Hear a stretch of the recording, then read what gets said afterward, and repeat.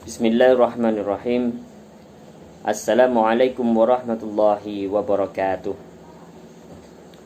Alhamdulillahilladzi tawahhada bijalali malakut wa tafarrada bijamali jabarut, lahus sifat al-mukhtassah bihaqqih wal ayat ad-dalah ala annahu ghairu musyabbahin bi khalqih. Asyhadu an la ilaha illallah wahdahu la syarika lah wa asyhadu anna Muhammadan abduhu wa rasuluh la nabiyya ba'dah. Allahumma salli wa sallim ala sayyidina Muhammadin wa ala ali sayyidina Muhammadin kama sallaita ala sayyidina Ibrahim wa ala ali sayyidina Ibrahim fil alamin innaka Hamidum Majid. Amma ba'du. Usikum wa nafsi bitaqwallah. Usikum wa nafsi bitaqwallah. Usikum wa nafsi bitaqwallah faqad fazal muttaqun. Saudara-saudaraku dimanapun Anda berada, pada kesempatan kali ini saya akan sedikit menjawab tentang dari mana asal nama Thariqah Shiddiqiyah. Betulkah nama Thariqah Shiddiqiyah ini tidak pernah ada sebelumnya, baik itu secara silsilah ataupun secara ajaran? Lalu apa yang dijadikan dasar oleh Kiai Muhammad Mukhtar Mu'ti di dalam menentukan nama Shiddiqiyah ini? Sesuatu hal yang autentik atau hanya yang dibuat-buat saja? Sebelumnya, saya akan menyatakan bahwa saya dahulu juga bertanya demikian. Saya juga mengatakan bahwasanya tidak pernah kita mendapati satu nama Thariqah Shiddiqiyah. Kenapa? Karena di zaman kita ini yang paling terkenal adalah Thariqah Naqsabandiyah, Thariqah Shiddiqiyah, Thariqah Naqsabandiyah, Thariqah Sadziliyah, Satariyah, Tijaniyah, Samaniyah, dan lain sebagainya. Banyak sekali thariqat-thariqat yang memang sudah sampai kepada kita. Lalu, dari mana asal kata Shiddiqiyah ini? Sejak awal, Kiai Muhammad Mukhtar Mu'ti mendirikan thariqat Shiddiqiyah ini setelah beliau mendapatkan ijazah untuk melaksanakan atau untuk menyampaikan atau untuk melaksanakan baiat Thariqat Khalwatiyah dari guru beliau, yaitu adalah Kiai Ahmad Syu'aib Jamali Al-Bantani. Kita akan membahas di ruang yang berbeda tentang Kiai Ahmad Syu'aib Jamali Al-Bantani. Tetapi pada saat ini saya akan sedikit mengutip saja dari beberapa buku-buku panduan di dalam Thariqat Shiddiqiyah tentang nama Shiddiqiyah ini diambil dan kenapa beliau mengambil nama Shiddiqiyah ini. Yang pertama, alasan beliau mengambil nama Shiddiqiyah ini bukanlah semata-mata beliau ingin mendirikan thariqat yang berbeda, akan tetapi beliau mendapatkan amanat dari mursyid yang terdahulu yang memberikan ijazah kepada beliau, ijazah kemursyidan kepada beliau, untuk secara bertahap menyampaikan atau menghidupkan atau mengembalikan nama thariqat ini seperti pada thariqat asalnya atau thariqat awal berdirinya, yaitu thariqat Shiddiqiyah. Ini yang diyakini oleh warga Shiddiqiyah, murid Shiddiqiyah. Lalu, apakah kita bisa mempercayai begitu saja? Apakah kita tidak mau mencari sumbernya? Maka beliau pun juga menjelaskan bahwasanya beliau diamanati oleh kiai beliau dengan memberikan 2 kitab pegangan untuk tasawuf. Yang satu diberikan yang bernama kitab Fathul Arifin. Ini menjadi pegangan beliau, di mana buku atau kitab Fathul Arifin ini juga menjadi pegangan bagi penganut Thariqat Naqsabandiyah wa Qadiriyah. Selanjutnya amanat yang didapatkan oleh beliau adalah beliau diminta oleh gurunya untuk mengkaji secara mendalam dan berulang-ulang dengan riyadhah, yaitu kitab Tanwirul Qulub fi muamalati 'allamil ghuyub. Ya.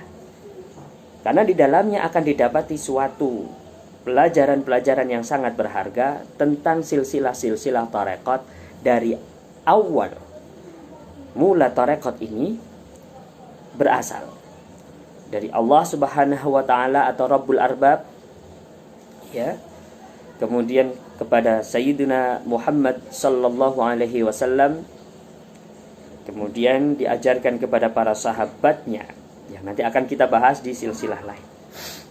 Baiklah saudara-saudaraku dimanapun Anda berada, saya dengan sangat sengaja membeli atau mencari kitab yang menjadi rujukan Kiai Muhammad Mukhtar Mukti tentang silsilah tarekat ini, yang nanti halaman yang saya sebutkan ini akan saya sampaikan di layar Anda sekalian untuk bisa dibaca bersama. Bagi yang bisa membaca kitabnya, bisa dibaca dengan teliti, bisa dibaca dengan sebaik-baiknya. Lalu selain itu juga akan saya sampaikan, biar saya tidak dituduh untuk mengada-ngadakan keterangan saya ini, bahwasanya beliau dari awal menyebutkan sama persis dengan apa yang disampaikan atau yang tertulis di dalam kitab Tanwirul Qulub fi muamalati 'allamil ghuyub. Ya. Di sini terdapat pada halaman 539, ya. Di paragraf kedua tepatnya di sisi kiri, ya, di sisi kiri dari safhah daripada kitab ini. Maka kita baca bersama-sama. Bismillahirrahmanirrahim. Iklam, ya, ketahuilah anna alqabas silsilati, bahwasanya julukan daripada silsilah-silsilah dari tarekat-tarekat yang dimaksud yaitu takhtalifu bi ikhtilafil qurun, berubah-ubah, bercampur, berubah-ubah sesuai dengan perubahan zaman, sesuai dengan tempat dia berada, sesuai dengan syekh yang mengajarkannya. Famin hadratis siddiq radhiyallahu ta'ala, dan yang tertulis atau yang terhitung dari diawali dari as-siddiq, yaitu Sayyiduna atau sahabah Abu Bakar as-Siddiq radhiyallahu ta'ala anhu, ila syekh Taifur bin Isa Abi Yazid al-Bustami, sampai Syekh Abu Yazid al-Bustami ini tusamma siddiqiyah, dinamakan silsilah siddiqiyah, dinamakan silsilah tarekat siddiqiyah. Apakah berhenti di situ? Kita lanjutkan membacanya. Wa minhu ilal khawajihi syekh Abdul Khaliq al-Ghajwani tusamma Taifuriyah, sampai Syekh Khaliq al-Ghajwani dinamakan silsilah Taifuriyah, dinisbatkan kepada gurunya yang bernama Syekh Abu Yazid atau Syekh Taifur bin Isa Abi Yazid al-Bustami, yaitu Taifur dinamakan Taifuriyah. Jadi bertahap dari Siddiqiyah menuju Taifuriyah. Wa minhu ila hadratis Sayyid Muhammad Bahauddin al-Husaini al-Uwaisi al-Bukhari qaddasa sirrahu tusamma Khawajikaniyah. Ya. Kemudian ketika setelah masa itu, yaitu dari Syekh Khaliq al-Ghajwani sampai Syekh Bahauddin al-Husaini, Syekh Bahauddin ini dinamakan tarekat atau silsilah tarekat Khawajikaniyah. Ya, sampai sini jelas. Lalu kita lanjutkan sampai terakhir tarekat ini dinamakan dan sampai kepada kita. Wa minhu, dari Syekh Husain al-Uwais, dari Syekh Bahauddin. Wa minhu ila hadrat Syekh Abdul Ubaidillah al-Ahrari tusamma Naqsabandiyah. Jadi dinamakan Naqsabandiyah ketika nyampe kepada Syekh Abdullah al-Ahrar. Ya. Kenapa dinamakan Naqsabandiyah? Yaitu mansubatun ila Naqsyaband wa ma'naha rabtun naqsh. Karena memang ada suatu keunikan di sini, yaitu dinisbatkan kepada suatu tanda, yaitu suatu tanda yang dinamakan naqsyaban. Apa itu? Ratbun naqsh, yaitu suatu cap atau suatu ukiran yang sangat kuat, yang sampai melekat. Ya, an-naqshu huwa suratun tabi, yaitu adalah sebuah gambar yang melekat, yang ngecap, ya, ala syama'in wa nahwihi.